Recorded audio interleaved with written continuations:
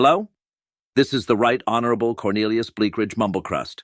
Thanks for all the positive feedback on my last video, the one where I made my AI debut on the Build Your Being channel. I really enjoyed the process, and Brad was so impressed, he's asked me back. Today we've got a real treat for you. In addition to me sharing a powerful technique to really shift your mindset, you also get to learn a little more about Brad's sordid past. Okay, not sordid exactly, but not quite inspiring either. Actually, that's kind of the point. Brad experimented with this technique and radically healed the past. Perhaps even changed it. We'll let you be the judge. Okay, let's get started. What if you had an actual time machine? One that you could use to go back to any point in your past and choose a different outcome to a negative experience? What if you had the ability to take your present self, go back in time, and heal the past? Well, you kind of do. It's called your imagination. Now, before you say, wait, that's it? Hear me out, because this is powerful stuff, and it can have profound effects. In this video, I'm going to go over how to use your imaginary time machine to heal your past and, as a result, liberate your present and unlock your future. I'll also share Brad's personal experience using this technique and why he's such a believer in it. And in case you have doubts or concerns, we'll tackle those too. Brad calls this reimagining the past, not reliving the past, or suppressing or denying it, which is what we most often do with our painful memories and negative experiences. I'm talking about reimagining the past so that you re-experience it in a very different and more empowering way. Now, there are a couple of different ways you can go about this. One is a sort of daily maintenance kind of approach, where if something negative happened earlier that day, you use your imagination to re-envision or re-experience it into something more positive. This is what Neville Goddard called revision. The way he described it is that you should more or less do this on a daily basis or as needed. As you prepare for sleep in the evening and you're mentally reviewing everything that happened that day, you identify any negative occurrences and simply revise those in your imagination. You had an argument with someone? Replay the conversation in your mind and turn it into a positive encounter. Received some disappointing news? Consciously replace that with a scene where the news was good instead, and the purpose or rationale behind this?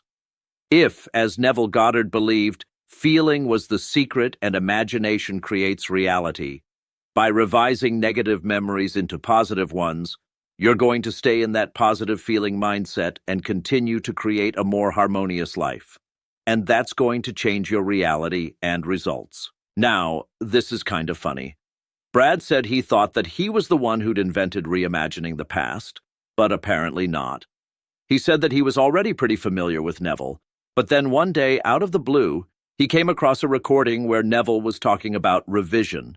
He actually thought that was pretty cool, and said his reaction was something like, "Yes, baby, exactly," because he'd already had a profound experience with reimagining several years earlier. But his take on reimagining is a little different, and was more inspired by what's called false memory syndrome. Now, as I recall, and hopefully this isn't a false memory, but false memory syndrome emerged, or at least gained traction, in response to the repressed memories movement. I'm speaking about the 1990s, when a lot of people in therapy started coming forward with recovered memories of childhood abuse. Parents were being accused of abuse that they vehemently denied. And these memories only emerged after their adult children spent time in therapy and hypnosis. That whole period was hugely controversial. It's pretty well accepted now that yes, you can be implanted with or influenced to have memories that never actually happened. But does that mean any and all recovered memories are suspect? Probably not. But it's an important question. Is your subconscious like having personal 24/7 body cam? Is it possible to access and remember everything you ever witnessed or experienced in vivid and accurate detail? Does your subconscious really have photographic memory?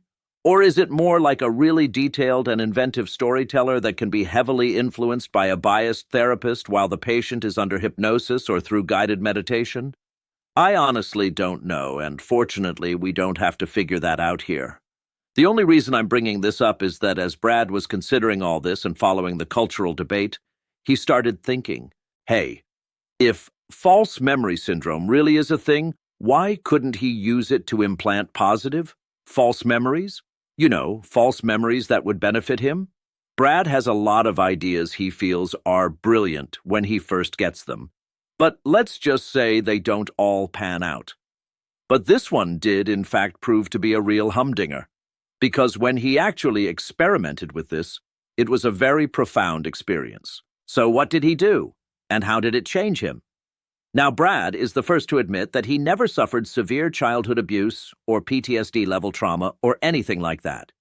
He actually had a very strong foundation growing up, but he did have significant wounds that stemmed from deep rejection and inner conflict regarding his sexual orientation in his teens and 20s. Let's call it theological and societal abuse, shall we? Not to discount it, of course.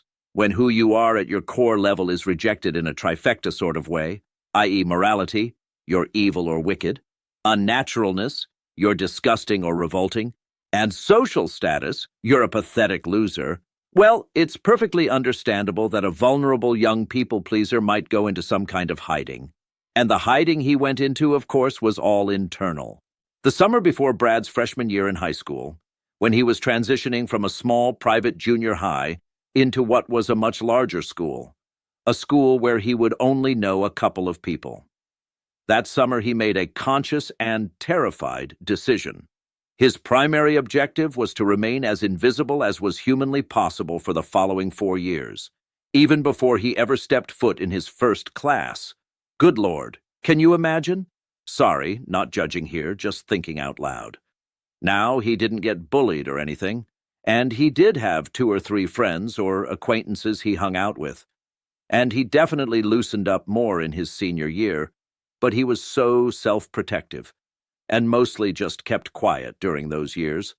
One of the symbols he says that always represented those years of his personal hiding were the bus rides to and from school. Good God! Public school buses can be the Wild West. Now again, no PTSD situation here, nothing horrible or really humiliating ever happened, but there is definitely a social hierarchy on school buses. And there he was, on the first morning of his first day of high school, and he had to decide where he was going to sit when he got on the bus. There was simply no way he was going to sit at or near the back. That was the territory of cool or confident or dangerous kids, and at this point older as well. And he was so quietly terrified and wanted zero attention. Even if he sat at the middle of the bus or a little bit past the middle, he was concerned that such a border town position, as it were, might still be too close to the kids in the back. At the same time, as insecure and frightened as he was, and I would personally add neurotic as well, he says he still had a modicum of self-respect.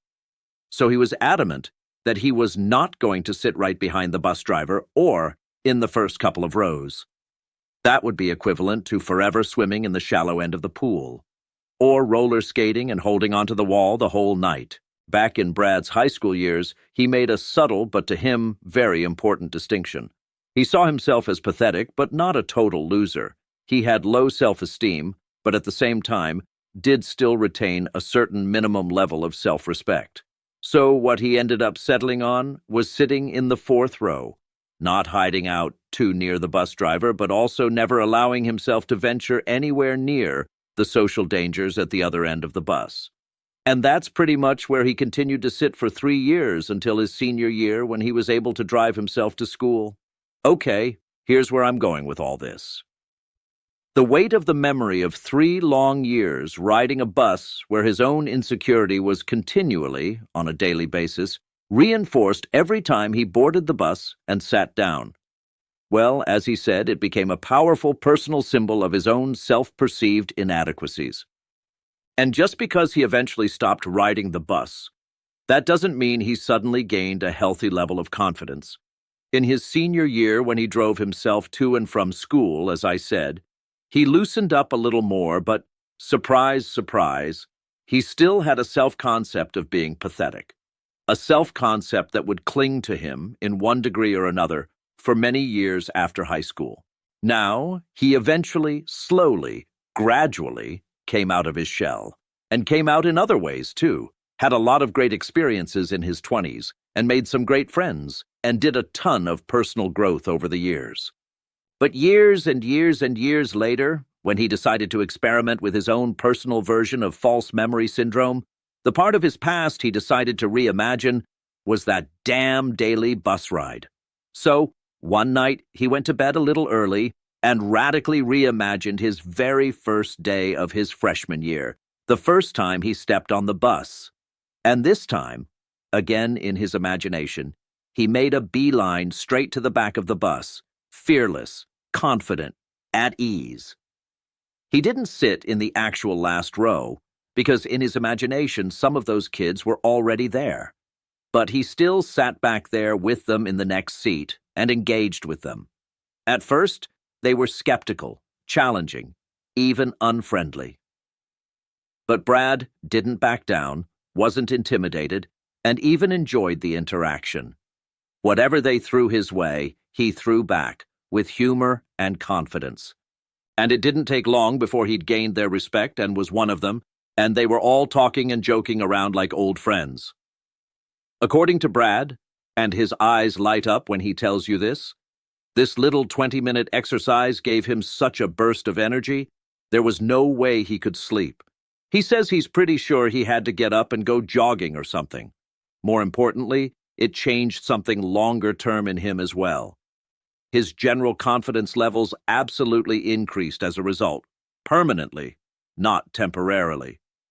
So are we saying that 20 minutes reimagining a scene from the past, or rather inventing a scene that never remotely happened, made up for 3 years of daily reinforced insecurity that did happen? Can 20 minutes of imagination really fix 3 years of sustained negative memories from more formative years?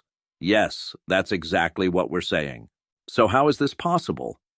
Well, I think it's possible because it really is true. What you imagine vividly and with emotional impact, at the subconscious level, it really is indistinguishable from actual memory. Or said another way, a vividly imagined scene is indistinguishable from experience because it is experience. Having that 20-minute encounter, even if it was the inner world versus the outer world, was more than enough to make Brad see himself in a radically different light. It was more than enough to immediately shift his identity and self-concept into someone who was confident and comfortable with himself. And that was incompatible with continuing to still feel the residual effects of having all these high school memories of being fearful and pathetic. Brad's 20 minutes of consciously reimagining or inventing a new specific scene in the past reprogrammed him and effectively unplugged the machine that had been unconsciously broadcasting the old experiences unchallenged all those years.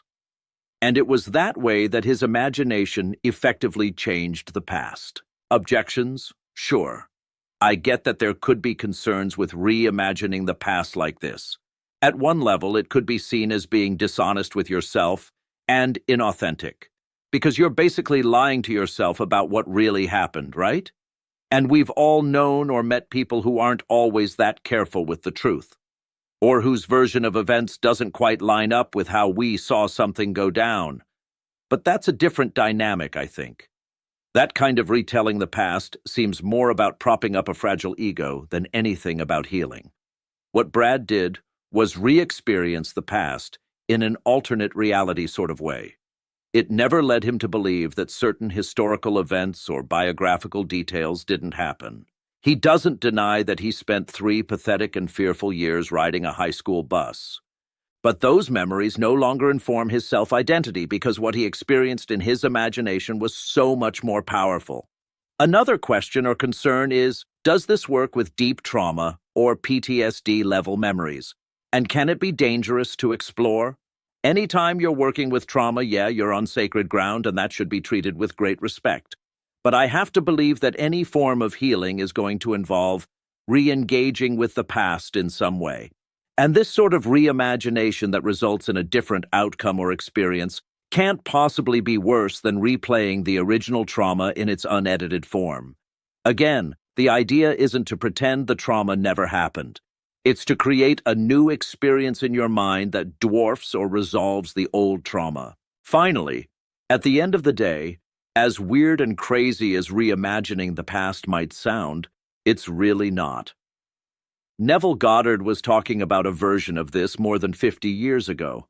Brad also had a friend and mentor who, among many other things, was a Jungian psychologist and who did a lot of dream work with his patients. He told Brad about this technique called active imagination, where someone who had a dream would later, fully awake, engage in conversation, either out loud or internally, with individual dream characters or symbols to help understand what the dream was trying to communicate. And in the graphic novel turned AMC television series Preacher, great show by the way, hell is having to relive your worst memory over and over with the same outcome. In the story, Eugene only liberates himself and transforms when he makes a conscious choice to stop blaming himself for what happened, and with his personal guilt suddenly gone, the original traumatic event no longer occurs, at least in his mind, or as far as he's concerned. Okay, to wrap everything up, reimagining the past is a powerful way to heal negative or painful experiences that still have a hold over you today. And as you heal the past, you liberate yourself in the here and now, and you unlock the ability to build a much brighter and more rewarding future.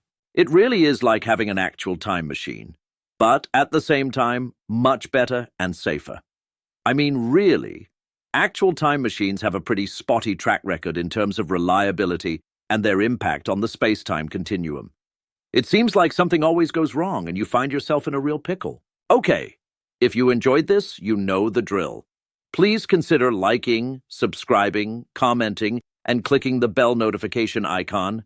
We have a lot more videos planned that explore how to consciously create or recreate the best version of yourself and live a self-actualized, happy, magical, profound, and fulfilled life.